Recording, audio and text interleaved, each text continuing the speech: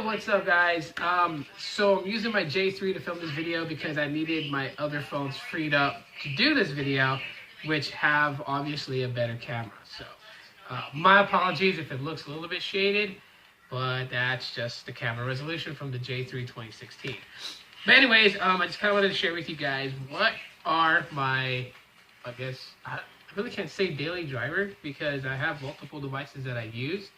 And so I'm going to explain that in this video, but if I had to call it right now what my daily driver is, it is going to be the newest in my collection, the Nextbit Robin.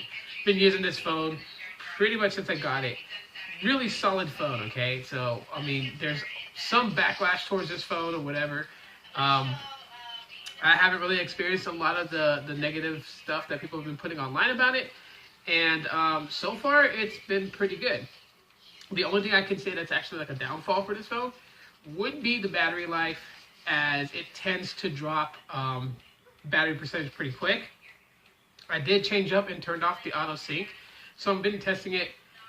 And for the next couple of days, I'm going to see how the battery drops without the auto sync on. So that is, I basically would say, my daily driver. The service I'm using on this phone is the Mint SIM service, which is my primary mobile service provider currently at this time right now. So my secondary is actually the phone that's hard to beat of any phones in my collection, and that is my Huawei Honor 8. And so this one is pretty much running on Freedom Pop. That's the service that's being used on it, and it's actually using the Freedom Pop family beta.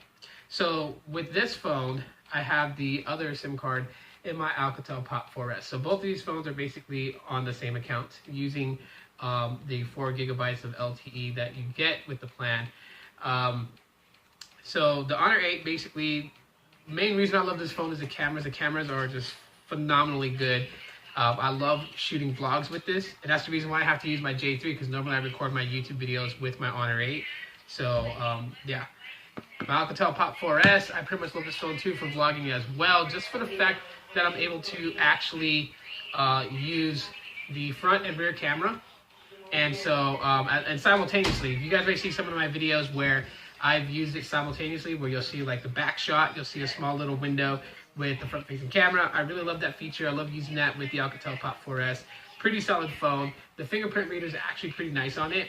And so yeah, I guess you can consider both the Honor 8 and the Alcatel Pop 4S as my secondaries, because I do use them with the unlimited talk and text, which, you know, allows me to communicate with family and friends if I need to charge up the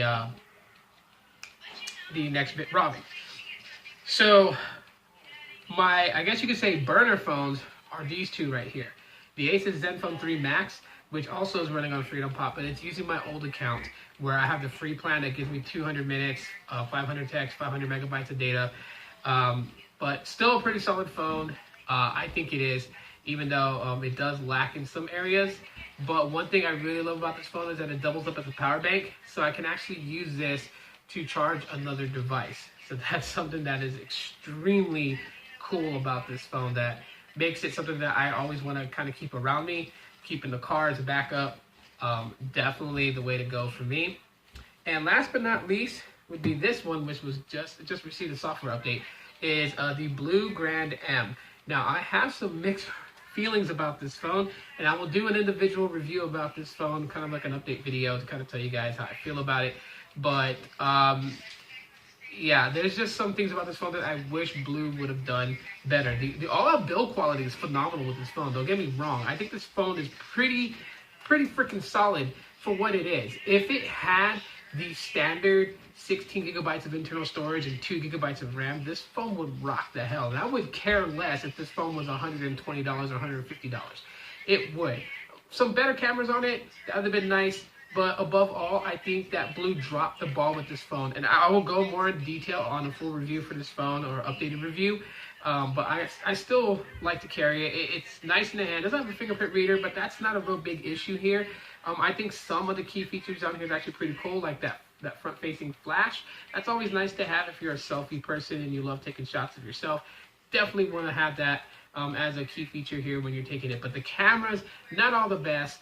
Not enough storage, not enough RAM on this phone, but it's still perfect to be a pretty, I guess you can say, burner phone that's looks premium. So yeah, I just kind of wanted to share that with you guys in this video. So if you guys enjoyed this video, have questions about any of the devices that I'm using, you guys can leave comments in the comment section of the video. Other than that, stay tuned. I will have the Grand M updated review coming in a couple of days, as well as my, I guess, full impressions of the next Fit Robin. That video is soon to drop, and I will do some comparisons between the Honor 8, the Robin, and so forth. So if you guys enjoyed this video, you guys let me know. Smash that like button, lets me know. And yeah, I hope to talk to you guys in the next one.